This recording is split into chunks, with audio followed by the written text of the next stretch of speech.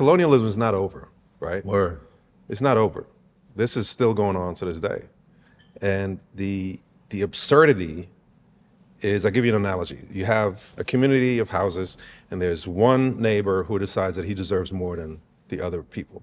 So he starts going over to other people's houses and stealing their food and going into the pantry while they're at work and stealing stuff and enriching himself, right? And after a while, he gets more emboldened. He starts unhooking their plumbing and their electricity and their water and takes it over to his house. And when somebody objects, he throws a brick to their window and says it was a neighbor. And he starts pitting them against each other. Oh, right? wow. And they start fighting, and there's violence, and he starts giving guns to one so they can kill the other, and giving guns to them to kill the other, and he starts, creating all this chaos, craziness yeah. and chaos and violence. And it goes on for years and years and years.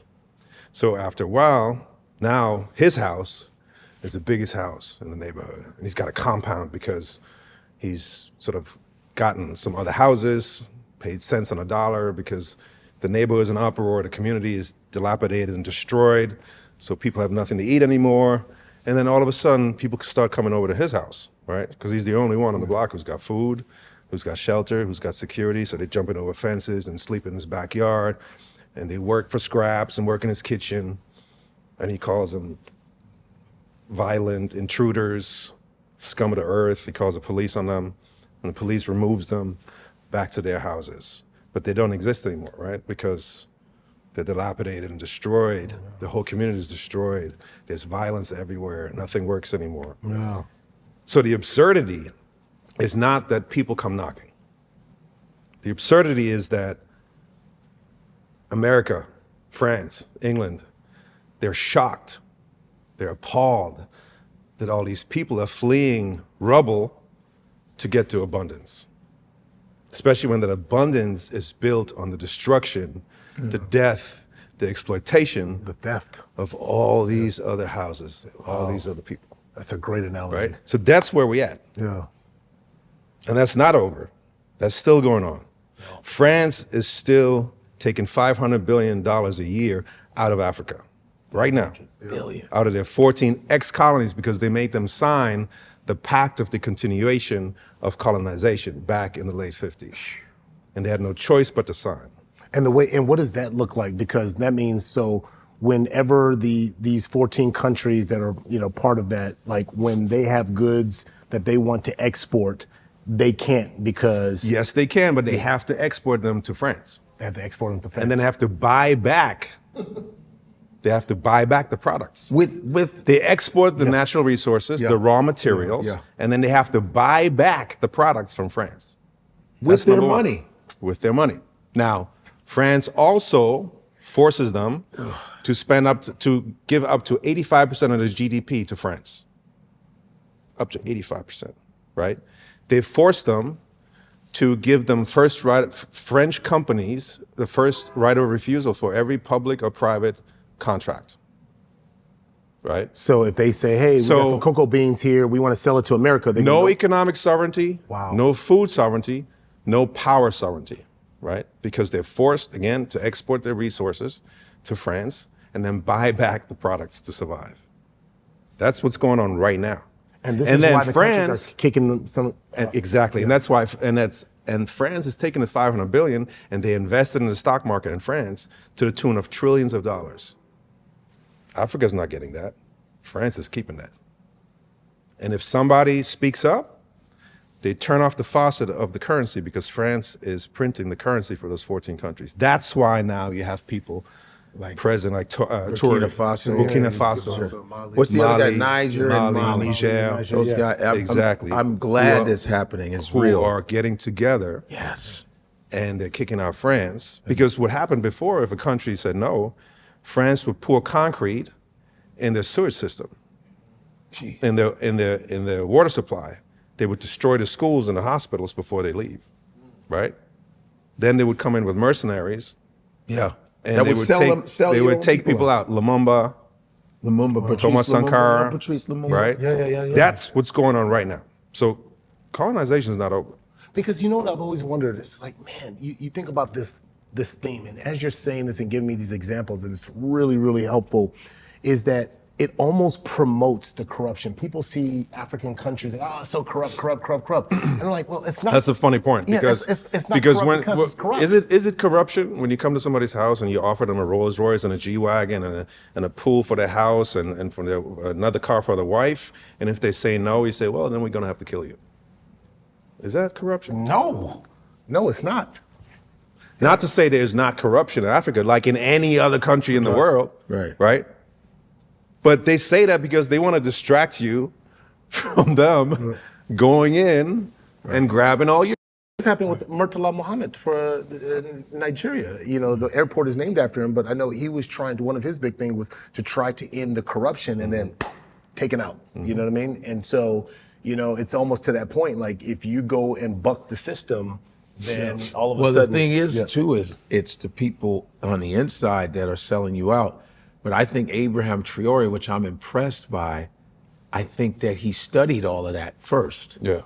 He really studied because he knows they're gonna pay somebody some chump change to sell him out. But I think the fact that he's controlling the gold tree, he goes, listen. He closed the borders too.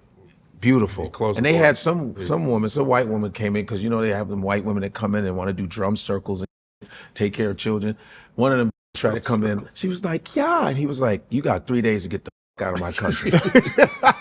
She's like, what's going on? He's like, take your drums. He's like, hey, white woman, no, this dancing. he stopped her because she was an informant. She tried to be in there, you know, because white women have that voice. Oh my God, the kids. She's like, 3 days and get the out. 3 jours, right? Yeah. He's like, get the he was not playing because he's mapped it all out. And who he's surrounded by, he's impenetrable. He planned it. And think about it, you controlling your own gold. You like, my man, they're gonna give you chump change. I'm giving you gold, bro. You're gonna stay loyal to me. You're some gold, but come on, man. I got you your own. You think that will spread throughout Africa?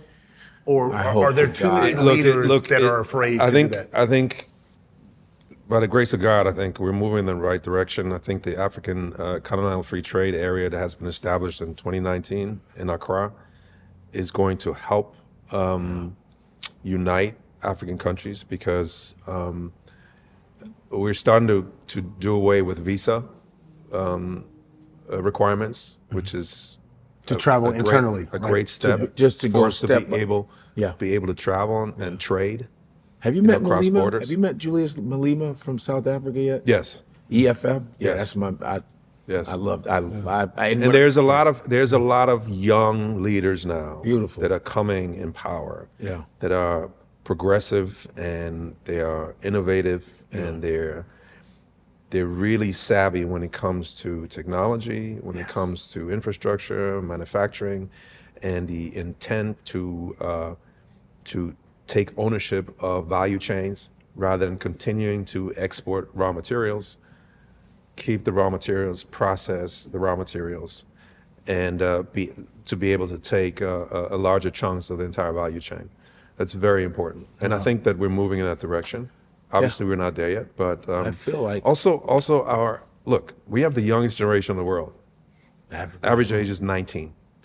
19. It's 36 here. Wow. 42 in Europe. 19 in Africa.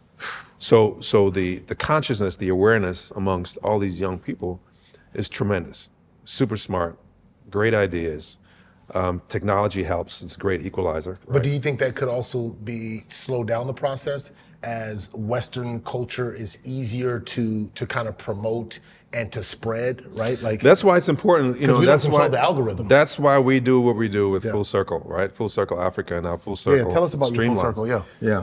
What we're doing is everything we're doing is to normalize blackness and also to normalize black excellence, right? Showing a different narrative in terms of what Africa is all about.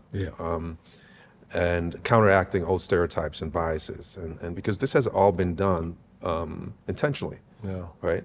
So, and a part of that is to build a bridge between the diaspora and the continent, because the diaspora is a huge asset to the continent. I mean, there's 2 billion people, right, between Africa and people of African descent. 600 million people is the third biggest country in the world. That's the African diaspora, 600 million people. So that's a very powerful asset to have. So part of our work is to connect investors, to increase investment tourism, to increase economic development opportunities, investment opportunities, to educate people about the great opportunities that are Africa, right? Africa has the highest return on foreign investment than any other place in the world. But you don't hear about Of that. course not. Of course, not right. You Right. don't hear Of about course, it. the global average is 7.4. Africa is 11, right? So nobody knows that, and nobody thinks that, and nobody talks about that Right. because it's counterintuitive to I'm gonna keep it- the I'm gonna keep it- perspective that they yeah. have. I'm going to keep of it a the buck with continent. you because I've often thought about this, especially getting older. I'm going, I want to invest in Africa, but then just being honest and truthful, then fear starts to come. Like, wait, what if this happens and what if that happens? And What I'm if a like, lion comes? right. And it's because I think what ends up happening is that all of that programming and fear starts to come like, oh, well, you don't know, and what, and before you know it, you end up doing nothing, right? You end up doing nothing and not investing. That's And why so- you're here Yeah. to guide us to this.